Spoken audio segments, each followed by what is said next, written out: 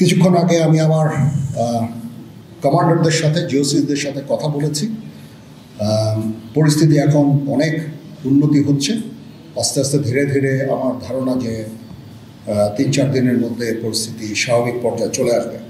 আজকে আপনাদের প্রতি কৃতজ্ঞতা, আপনারা আজকে খুব কম সময়ের মধ্যে আপনারা এসেছেন। ভাবলাম যে কী পরিস্থিতি হচ্ছে, কি হচ্ছে এই ব্যাপারগুলো নিয়ে আপনাদের সাথে আবার একটু কথা বলি। তবে যারা এই সমস্ত অপরাধ করেছে তাদেরকে আমরা ছাড় দিব না, অবশ্যই তাদের বিরুদ্ধে আইন ব্যবস্থা গ্রহণ করা হবে। আপনারা দেখতে পাচ্ছেন আমার সাথে 2 নেভি চিফ এবং এয়ার চিফ আছেন, আমরা একসাথে কাজ করছি।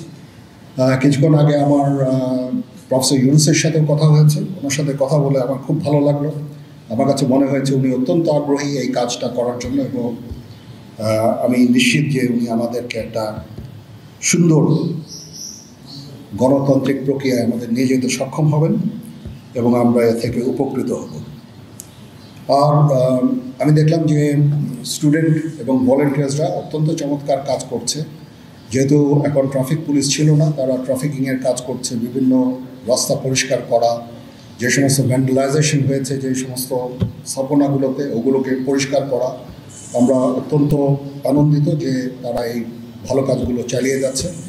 আমি তাদেরকে অনুরোধ করব যে এই ভালো কাজগুলো যেন তারা চালিয়ে যায় এবং বিভিন্ন জায়গায় ঢাকার বাইরে যে সমস্ত লুটতরাজ অপরাধ সংঘটিত হচ্ছে ওগুলো প্রতিহত করার জন্য আমি তাদেরকে অনুরোধ করেছিলাম এবং তারা সেই কাজও করছে। এবং আমি নিশ্চিত যে আমরা সবাই মিলে একটা সুন্দর আবার স্বাভাবিক পরিস্থিতিতে আমরা ফেরত চলে আসতে পারব। আপনারা জানেন যে আমরা কেয়ারটেকার গভর্নমেন্টের প্রধান ডক্টর ইউনুসকে আমরা নির্বাচন করেছি অনেক আলোচনা করে, আমরা নিজেদের মধ্যে অনেক আলোচনা করেছি এবং সমস্ত রাজনৈতিক নেতৃবৃন্দের সাথে, স্টুডেন্ট কোঅর্ডিনেটরদের সাথে আলোচনা করেছি। আমার সাথে নেভি চিফ এবং এয়ার চিফ ওনারাও ছিলেন এবং মহামান্য রাষ্ট্রপতির সাথে আমরা আলোচনা করেছি এবং আলোচনা করে আমরা সর্বসম্মতভাবে সম্মত হয়েছি এবং ওনার কাছে প্রস্তাব দিয়েছি চিফ অ্যাডভাইজার ডক্টর ইউনুসকে করার জন্য এবং উনি এখন আমাদের চিফ অ্যাডভাইজার। কালকে আসবেন, কালকে হয়তো দুপুরে উনি এসে পৌঁছাবেন, আমি ওনাকে রিসিভ করতে যাব।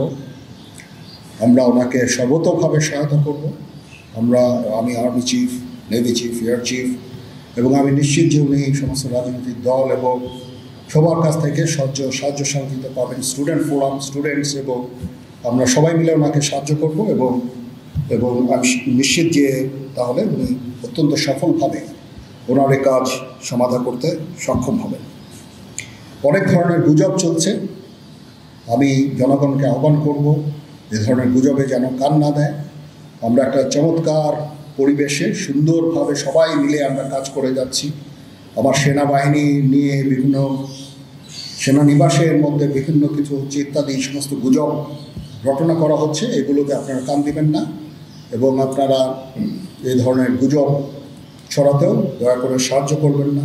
আমি জানি সবাই এটা ইচ্ছা করে করেন না, হয়তো আউট অফ প্যানিক আপনারা এটা করেন। এই জিনিসটা থেকে নিবৃত্ত থাকলে এটা ভালো হবে এবং আরেকজনকে কোনো নিশ্চিত না হয়ে কাউকে এ ধরনের কোনো খবর সংবাদ আপনারা দেওয়া থেকে বিরত থাকবেন, তাহলে এটা আমাদেরকে সাহায্য করবে। পুলিশের পুনর্গঠনের কাজ চলছে, এখন পুলিশ প্রধান একজন নিয়োগ দেওয়া হয়েছে। আমি নিশ্চিত যে পুলিশের মনোবল আবার ফেরত আসবে এবং পুলিশ একটা প্রফেশনাল ফোর্স হিসাবে ভালোভাবে তাদের দায়িত্ব পালন করতে সক্ষম হবে।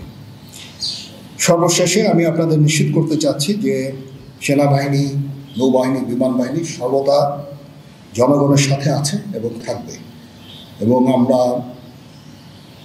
কাজ করে যাব, পাশাপাশি সবার সাথে মিলে কাজ করে যাব এবং আমরা একটা সুন্দর ভবিষ্যতের দিকে যেতে পারবো, ভবিষ্যতে পৌঁছাতে পারবো বলে আমি বিশ্বাস রাখি। আপনারা আমাদের সবাইকে সাহায্য সহযোগিতা করবেন, আপনাদের সাহায্য নিয়ে ইনশাল্লাহ আমরা এটা করতে পারবো। আপনারা মিডিয়া অলরেডি অত্যন্ত দায়িত্বপূর্ণভাবে আপনাদের সংবাদ পরিবেশন করছেন, আমি আবার আপনাদের কাছে এর জন্য কৃতজ্ঞতা জানাচ্ছি এবং ইনশাল্লাহ আমরা সবাই মিলে দেশকে একটা সুন্দর একটা পরিবেশ আমরা সৃষ্টি করতে পারবো এই দেশে এবং আমরা সবাই ভালো থাকবো ইনশাআল্লাহ।